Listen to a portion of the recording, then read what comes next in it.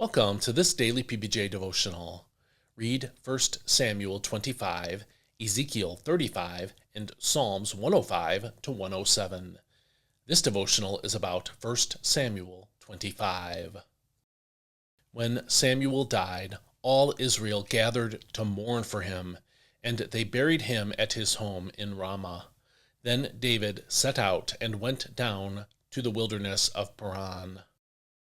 Now there was a man in Ma'an whose business was in Carmel. He was a very wealthy man with 1,000 goats and 3,000 sheep, which he was shearing in Carmel. His name was Nabal, and his wife's name was Abigail. She was an intelligent and beautiful woman, but her husband, a Calebite, was harsh and evil in his dealings. While David was in the wilderness, he heard that Nabal was shearing sheep. So David sent 10 young men and instructed them, "Go up to Nabal at Carmel. Greet him in my name, and say to him, 'Long life to you, and peace to you, and to your house, and to all that belongs to you.' Now I hear that it is time for shearing. When your shepherds were with us, we did not harass them, and nothing of theirs was missing the whole time they were in Carmel. Ask your young men, and they will tell you. So let my young men find favor with you, for we have come on the day of a feast. Please give whatever you can spare to your servants and to your son David." When David's young men arrived, they relayed all these words to Nabal on behalf of David. Then they waited. But Nabal asked them, "Who is David? Who is this son of Jesse? Many servants these days are breaking away from their masters. Why should I take my bread and water and the meat I have slaughtered for my shearers and give them to these men whose origin I do not know?" So David's men turned around and went back, and they relayed to him all these words. And David said to his men, "Strap on your swords." So David and all his men strapped on their swords, and about 400 men followed David, while 200 stayed with the supplies. Meanwhile, one of Nabal's young men informed Nabal's wife Abigail, "Look, David sent messengers from the wilderness to greet our master, but he screamed at them. Yet these men were very good to us. When we were in the field, we were not harassed, and nothing of ours went missing the whole time we lived among them. They were a wall around us, both day and night, the whole time we were herding our sheep near them. Now consider carefully what you must do, because disaster looms over our master and all his household, for he is such a scoundrel that nobody can speak to him." Then Abigail hurried and took 200 loaves of bread, 2 skins of wine, 5 butchered sheep, 5 seahs of roasted grain, 100 clusters of raisins, and 200 cakes of figs. She loaded them on donkeys and said to her young men, "Go ahead of me. I will be right behind you." But she did not tell her husband Nabal. As Abigail came riding her donkey into a mountain ravine, she saw David and his men coming down toward her, and she met them. Now David had just said, "In vain I have protected all that belonged to this man in the wilderness. Nothing that belongs to him has gone missing, yet he has paid me back evil for good. May God punish David, and ever so severely, if I let one male belonging to Nabal survive until morning." When Abigail saw David, she quickly got off the donkey, fell face down, and bowed before him. She fell at his feet and said, "My lord, may the blame be on me alone, but please let your servant speak to you. Hear the words of your servant. My lord should pay no attention to this scoundrel Nabal, for he lives up to his name. His name means fool, and folly accompanies him. I, your servant, did not see my lord's young men whom you sent. Now, my lord, as surely as the Lord lives, and you yourself live, since the Lord has held you back from bloodshed, and from avenging yourself with your own hand, may your enemies and those who seek harm for my lord be like Nabal." Now let this gift your servant has brought to my lord be given to the young men who follow you. Please forgive your servant's offense, for the Lord will surely make a lasting dynasty for my lord, because he fights the Lord's battles. May no evil be found in you as long as you live. And should someone pursue you and seek your life, then the life of my lord will be bound securely by the Lord your God in the bundle of the living. But he shall fling away the lives of your enemies like stones from a sling, when the Lord has done for my lord all the good he has promised.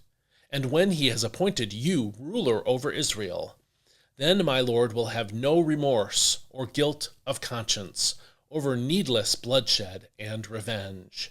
And when the Lord has dealt well with my lord, may you remember your servant. Then David said to Abigail, Blessed be the Lord, the God of Israel, who sent you to meet me this day. Blessed is your discernment, and blessed are you, because today you kept me from bloodshed and from avenging myself by my own hand.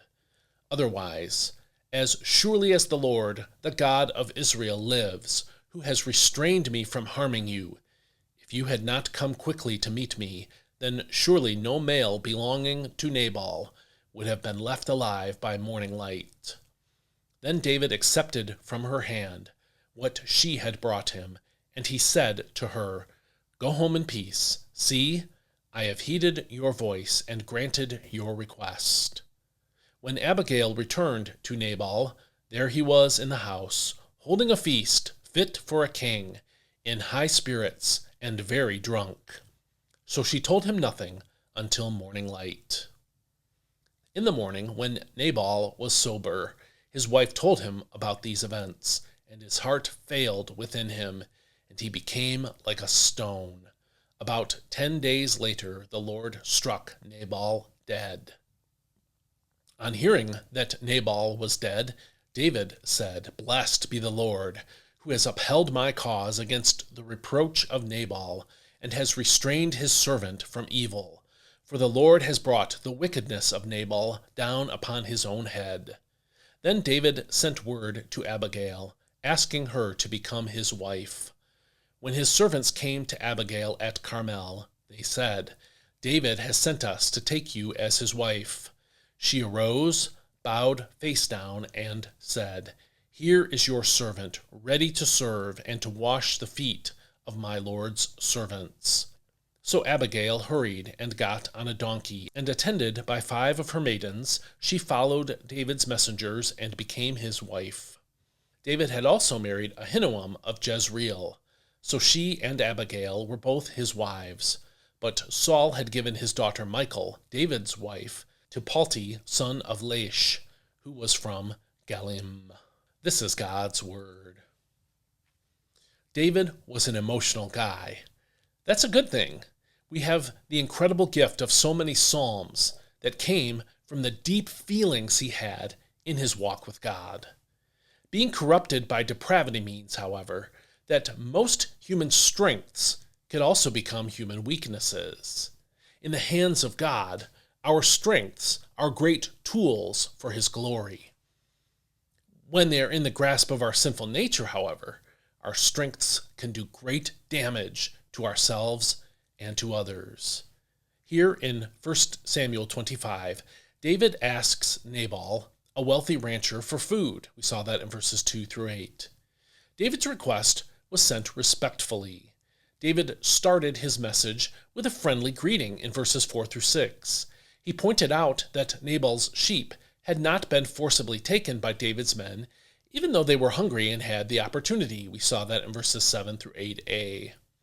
David did not make demands, but rather asked for, and this is a quote from the NIV in verse 8b, David asked for whatever you can find for them. Nabal, on the other hand, acted according to his nature, according to verse 3c, and was therefore rude and selfish in his response, as we saw in verses 10 and 11. David, emotional guy that he was, reacted with anger to Nabal's response and was ready to be the warrior that he was. In verses 12 through 13, we saw that. David's response was completely unjustified. Nabal should have been generous to David, yes, but he was under no moral or legal obligation to give David anything. David's intention to respond with violence to Nabal shows that he was acting out of his sinful nature, not in wisdom, self-control, or reverence to God. Fortunately, there were two people who were able to think clearly, rationally, and strategically in this situation. The first person to act appropriately was an unnamed servant of Nabal who knew all the relevant information about the situation and knew who to contact about the impending threat. We saw that in verses 14 through 17. The other person who did well was Nabal's wife, Abigail. As soon as she heard what was going on, she quickly formulated and executed a plan. She prepared food for David and his men and went on the road to meet David before he brought violence to her house. We saw that in verses 18 through 22.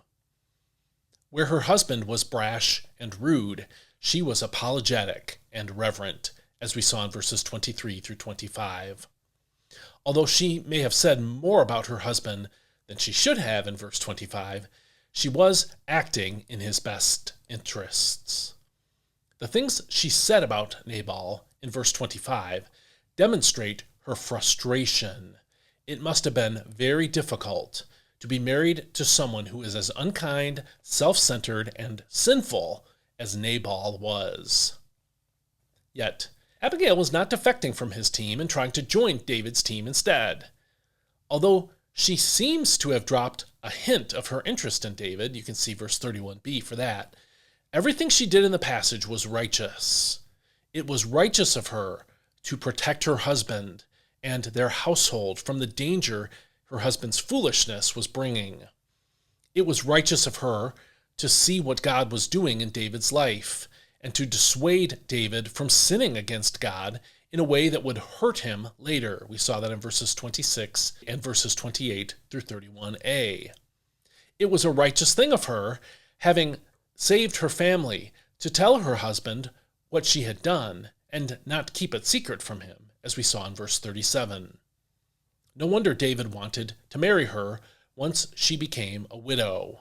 Not only was she intelligent and beautiful, as verse 3 in the NIV says, she was faithful to her husband despite his foolishness and truly acted in his and their best interest. Because she trusted God and acted righteously in a very tough situation, God brought justice into her life by punishing her husband and bringing her a spouse she could truly admire. I wonder how many people would have acted this way. I wonder how many people would have just gotten themselves to safety and let David do what he wanted to do. I wonder how many people would be tempted to defect to David's army and overtly court David's attention, feeling justified that Nabal deserved to get what was coming to him through David. I have talked to enough people with troubled marriages to know how hard it is to do right when your spouse does what is wrong. Yet the Lord's will for his people is not to give up on one's marriage, betray one's spouse, or hope for God's judgment so that you can have another chance at a better life. Your marriage is the most important thing you will do with your life. Let me read that sentence again. Your marriage is the most important thing you will do with your life. It impacts the lives of your children and the relationships they have with their spouses and children, creating a legacy that potentially will replicate itself for generations. If you cultivate a good marriage, your spouse will be there for you when life goes sideways. In fact, he or she may bail you out of your own foolishness, just as Abigail did for Nabal. What your spouse says about you and thinks of you may be the most accurate assessment of your life that anyone but God will ever have. Others may be impressed by your professional achievements and think you to be a great man or woman. But if your spouse thinks differently, what does that suggest about you? Wouldn't it be wise to strive to be the spouse that your spouse wants and needs.